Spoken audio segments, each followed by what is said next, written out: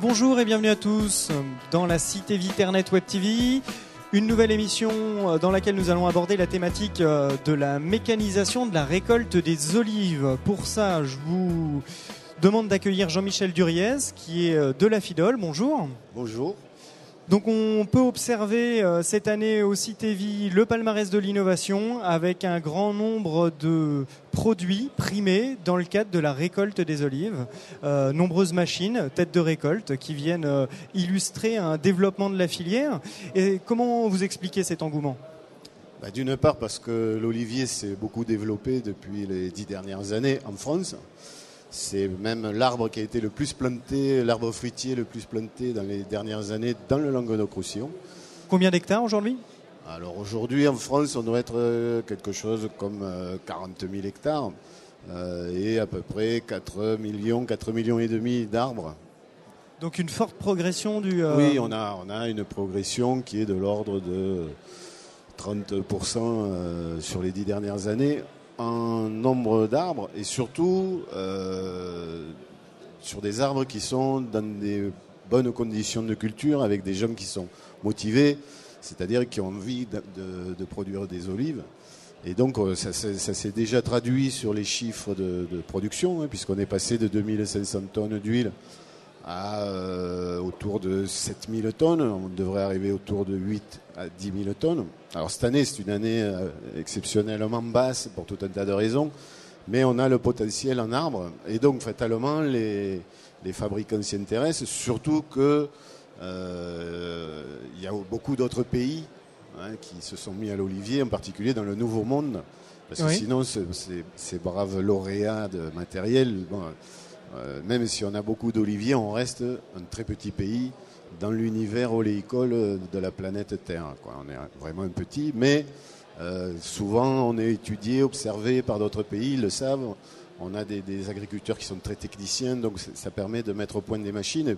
Le plus connu, c'est Pelenc, qui a travaillé beaucoup ici, Grégoire aussi. Ils travaillent beaucoup sur place, et puis après, leurs machines, ils en vendent beaucoup en Australie ou en Argentine aujourd'hui, beaucoup plus qu'en France. D'accord, et quels sont les intérêts, les atouts de cette phase de mécanisation pour les oliveraies ? Alors, c'est très simple, quand vous faites de l'arboriculture en général, puisque l'olivier c'est un arbre, même si c'est un arbre magique, c'est quand même un arbre. Et donc il faut récolter les fruits. Et c'est pas très compliqué si on les récolte à la main ou avec des systèmes vraiment très proches du manuel. La récolte coûte la moitié de la production du fruit. D'accord. Et grâce à ces machines, on peut arriver à diminuer cette partie-là de 80 à 90%. Donc diviser en fait le prix final de l'olive par 2. Et sachant que derrière, puisque là on parle d'olive à huile, derrière on fait de l'huile. Donc pour faire 1 litre d'huile, il faut entre 5 et 8 kilos d'olive. Donc ça permet d'avoir des gains de plusieurs euros au litre d'huile et donc de rester compétitif au niveau international et au niveau même du marché de l'huile d'olive. Donc c'est quelque chose de très important et qui fait que si on mécanise pas, on arriverait à des prix à des coûts de production qui feraient une bouteille d'huile autour de 40 euros, des choses comme ça. Ce qui est vraiment pas possible au niveau du commerce. Donc de véritables économies à réaliser. Vous attiriez mon attention en préparant cette interview au choix de la machine. Il y a des questions à se poser pour bien adapter sa machine à sa production. Exactement. Donc c'était l'objet là de cet atelier. C'était donc de dresser le tableau en disant il y a certaines machines, par exemple celle qui a gagné, la Grégoire, la tête de machine. Si on n'a pas au moins, ou en tout cas si cette machine ne va pas travailler sur au moins une trentaine d'hectares, voire 50, elle n'est pas rentable. Oui. Donc c'est-à-dire soit c'est quelqu'un qui a 40 hectares, soit il faut s'associer. Et c'est ce qui se passe en France souvent, où plusieurs oléiculteurs achètent en commun une de ces machines pour pouvoir l'amortir. Parce que c'est des machines qui sont rentables avec beaucoup de surface. alors qu'il existe toute une gamme de machines. Hein, donc, et on a des machines portatives qui sont ici aussi sur le salon, oui. Qui, elles, conviennent pour des vergers beaucoup plus petits et donc peuvent être rentables beaucoup plus rapidement pour des gens qui ont des vergers plus petits. On retrouve aujourd'hui une large gamme de machines tout de même, ou c'est réservé à quelques constructeurs? Non, donc on trouve... alors donc, en gros, hein, vous avez toutes les machines portatives, hein, c'est-à-dire c'est des appareils qui pèsent 10-12 kilos au maximum, donc ils sont portés par un homo sapiens, quoi, et qui donc permettent d'accélérer la récolte d'olives. Donc, hein, ça reproduit des gestes manuels, mais à part que c'est mécanique, donc soit ça secoue les branches, soit on appelle ça peigner, hein, comme un peigne, c'est comme des doigts qui viennent faire tomber les fruits. Donc cela, si vous voulez, il multiplie par 3 à peu près la productivité, entre guillemets, d'un récolteur. Donc ça convient jusqu'à un certain tonnage où, de nouveau, on va recommencer à avoir besoin de plusieurs dizaines de récolteurs, etc. Donc retomber dans des problèmes de lourdeur de gestion de chantier. À partir de là, on a une autre gamme qui arrive, donc, où ce sont des vibreurs de tronc. Donc eux, ils prennent le tronc, là c'est impressionnant, et ils secouent l'arbre, les olives elles tombent. Donc là on en a des petits, des gros, des très gros, hein, qui vont très vite. Donc là on a une gamme, disons, à partir d'une trentaine de tonnes à récolter. Il vaut mieux passer au vibreur de tronc, quoi.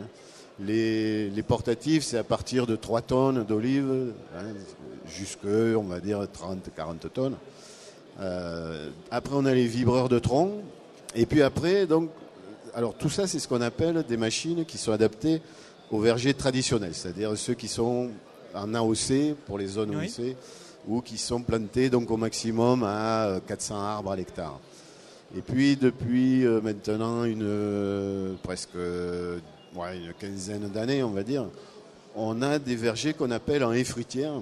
C'est-à-dire que là, tout a changé. C'est un peu comme pour la vigne, hein, à un certain moment, où donc on a palissé les oliviers, on les a plantés beaucoup plus serrés, on fait des haies, et on a pris une machine à vendanger, hein, Grégoire, Pelin, tout ça, bon, où eux, ils ont changé le mode de battage. C'est là où il a gagné ce prix, là, voilà, Grégoire, sur des systèmes de battage qui ne sont pas les mêmes, hein, que la vigne. Ça, je leur rappelle toujours ici. Il ne faut pas prendre la machine à vendanger et rentrer dans les oliviers, c'est parce que là, ils vont tout casser. Donc c'est le même principe, mais c'est des machines spécifiques, en tout cas la tête, hein, sur l'olivier. Mais là, il faut avoir un verger adapté, enfin qui est complètement transformé, construit exprès, etc.